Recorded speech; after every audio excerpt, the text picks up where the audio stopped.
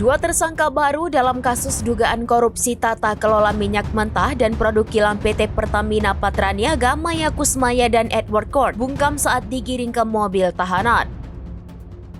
Mengutip Kompas.com, kedua tersangka keluar dari Gedung Kartika Kejaksaan Agung sekira pukul 23.37 waktu Indonesia bagian Barat.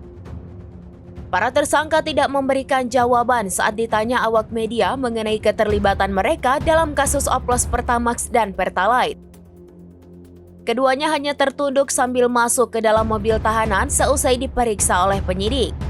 Diberitakan kedua tersangka petinggi perusahaan dijemput paksa oleh tim penyidik. Setelah dijemput paksa, penyidik melakukan pemeriksaan secara intensif kepada keduanya.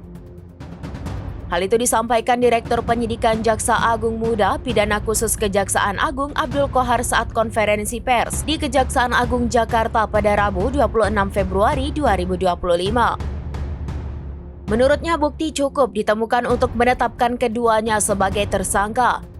Sebagai informasi, Maya dan Edward diduga mengetahui dan menyetujui blending RON 92 dengan RON 90 atau RON 88.